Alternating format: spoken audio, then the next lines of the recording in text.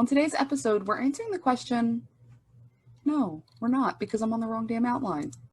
I'm really good at getting into people's messages. I really am. I have no shame. And I think the key here is that you follow up, like Allison was talking about, immediately. It may be when you're sitting in the airport, if it's somewhere where you had to travel. I found actually one networking event, I went downtown. I had a long bus ride home because I didn't have to fly. I took the bus. So I had an hour and I crafted probably about 15 emails on my bus ride. I was just thumbs on phone and got it all done, and then was able to send those out to people. And I got some really good replies.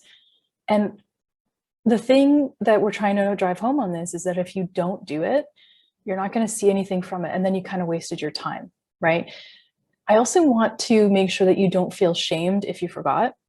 There's nothing wrong with reaching out saying, oh, I just found all of the business cards from X trip. Like Allison had this thing once where I know that she went away on a trip and she found a stack of business cards somewhere in like the bottom of a bag or something that she mentioned. She's like, oh my God, I was looking for these business cards. It was like not a lot of them. It's like just a dozen or so. She's like, oh my God, these were here from like 2 months ago. And she immediately sent out an email and she's like, yeah, you know what?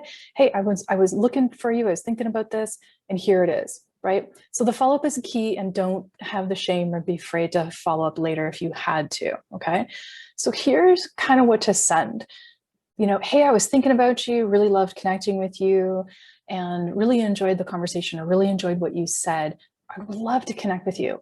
Again, what's it going to look like for them? So saying something like, and reminding them how you guys connected is very important, because they're going to get a lot of replies potentially.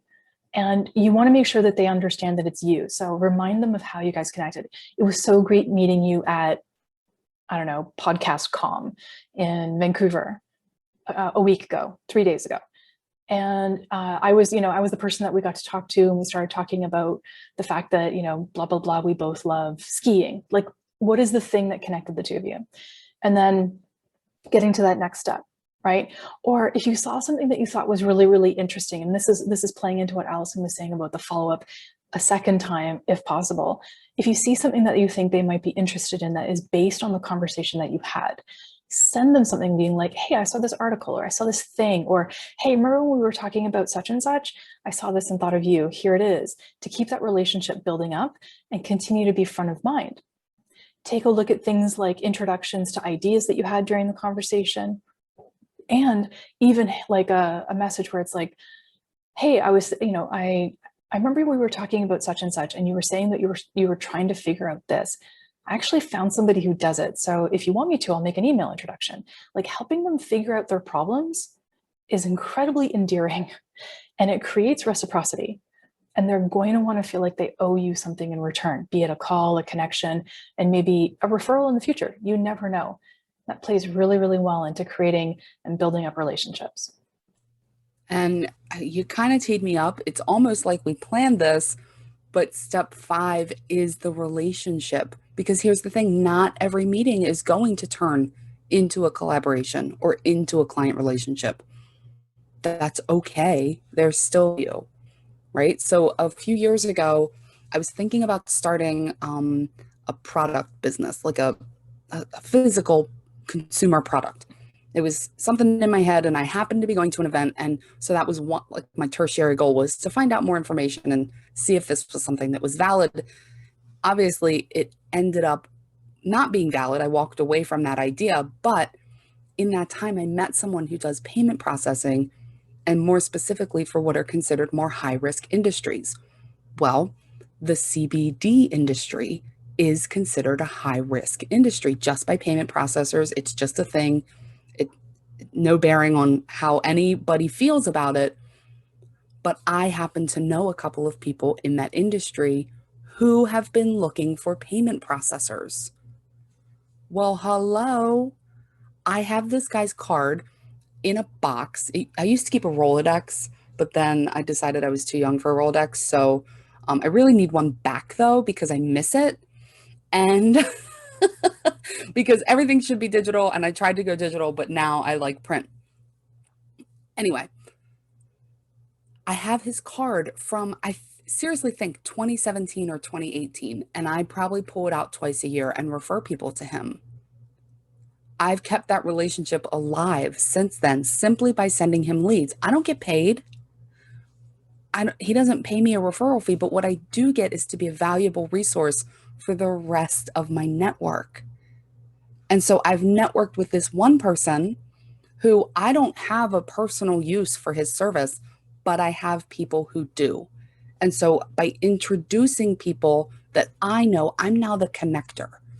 I'm now known as someone who knows people.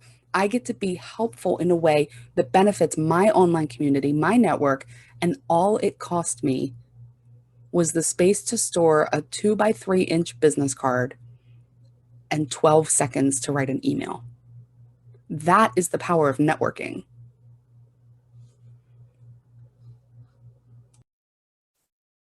If you're thinking about your business and how you're going to be able to grow it, you can't do it in a bubble.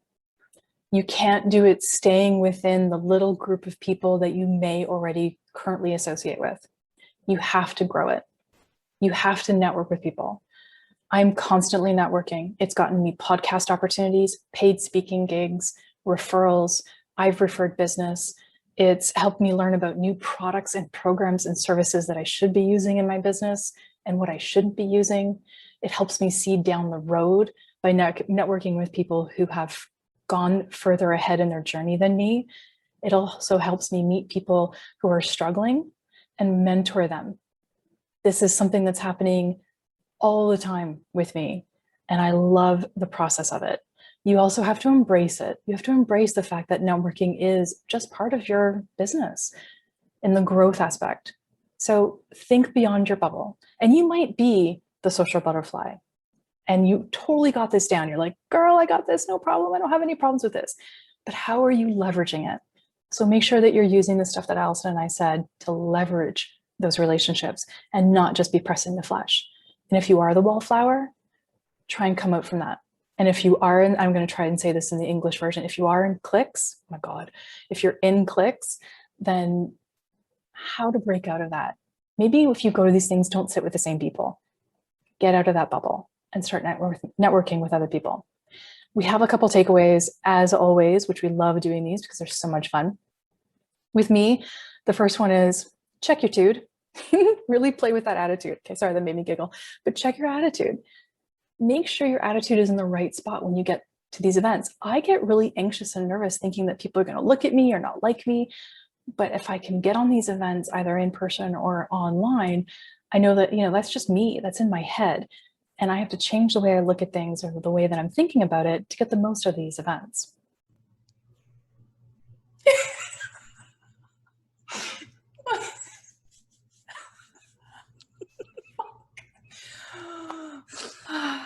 All right. Hold on.